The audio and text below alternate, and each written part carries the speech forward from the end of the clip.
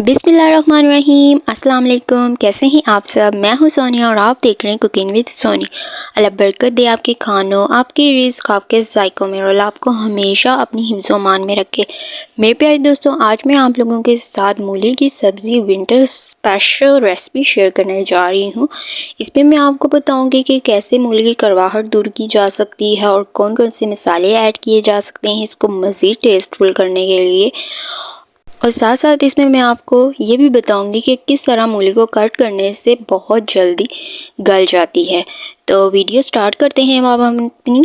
सबसे पहले मूली को मैंने इस तरह से बारीक पीसेस में कट किया है और इसके जो नरम पत्ते हैं उनको भी कट किया है।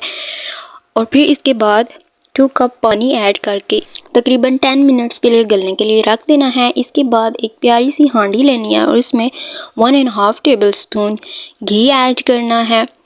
घी ऐड करने के बाद जब ये थोड़ा थोड़ा गर्म हो जाए तो इसमें 2 चॉप्ड हुए हुए प्याज ऐड करने हैं।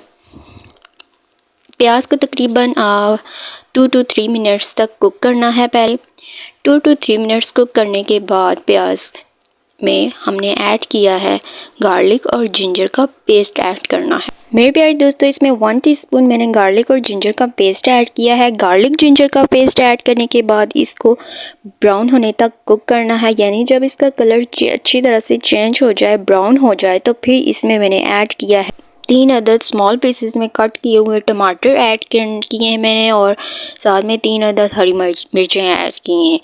इन सब को ऐड करने के बाद इनको तकरीबन 1 मिनट तक अच्छी तरह कुक करना है और फिर इसमें स्पाइसेस ऐड करनी है। स्पाइसेस जो है वो आप लोग अपने टेस्ट के हिसाब से इसमें ऐड कर सकते हैं, पर यहाँ पे मैंने जो ऐड किए हैं उनमें से 1.5 टीस्पून नमक ऐड किया है, 1/2 टीस्पून पिसी हुई लाल मिर्च ऐड की है, 2 टीस्पून मैंने ऐड किया है पिसा हुआ धनिया, 2 टीस्पून मेथी ऐड किया और 1 टीस्पून मैंने यहाँ पे ऐड की है हल्दी। सारे मसालों को अच्छी तरह से इसमें ऐड करना है और अब इसको 2 to 3 मिनट्स अच्छी तरह से इसमें चमचा जो है वो चलाते रहना है ताकि ये सारे मसाले अच्छी तरह इसमें अब्जॉर्ब हो जाएं। अब यहाँ पे आप लोग देख सकते हैं कि मसाला जो है वो मैं साथ साथ भूनती जा रही हूँ और मसाला बहुत अच्छे तरीके से भूनना है और आँच जो है वो मीडियम रखनी है। फ्लेम बहुत लो नहीं रखनी, इसको मीडियम ही रहने देना है और मसाला अच्छी तरह भून लेना है। और साथ साथ जो टमाटर के जो पीसेस हैं उनको भी साथ साथ चॉप्ड कर लेना है ताकि हमारा मसाला जो है अच्छी तरह उसकी भुनाई हो जाए, उसमें कोई कमी ना रहे। तो जब ये मसाला हमारा तेल छोड़ देगा, मतलब तेल इलादा हो जाएगा, तो हमारा मसाला ऑलमोस्ट डन हो गया है। यहाँ मैं आप लोगों को एक बात बताना चाहती हूँ कि अक्सर जो है हमारे टमाटर पके होते हैं लेकिन गलते नहीं है, तो उसके लिए हम लोग थोड़ा सा पानी ऐड कर लेते हैं, जल्दी गल जाएंगे। तो यहाँ पे मैंने बॉयल हुई हुई मूलियाँ ऐड करनी है और उसकी मैंने बना ली छोटी छोटी बॉल्स बना ली थी जो कि भुनाई में आसानी हो जाती है। और बहुत प्यारी सी ना यहाँ पे मैं मूली ऐड कर रही हूँ मसाले में।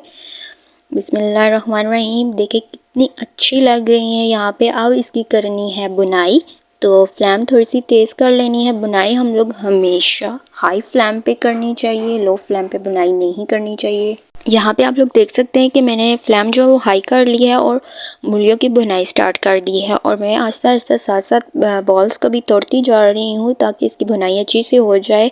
मूलियाँ वैसे हमारी ऑलरेडी बहुत अच्छे तरीके से गल चुकी हैं क्योंकि मैंने जिस तरीके से मूली काटी थी तो उसमें आई डोंट थिंक सो कि कोई ज़रा सा भी फ़र्क रहा हो गलने में। तो यहाँ पे फ्लेम हाई है, मूली जो भी अपना पानी भी थोड़ा सा छोड़ेगी तो वो हाई फ्लेम की वजह से साथ ही अच्छी तरह भुन जाएगा।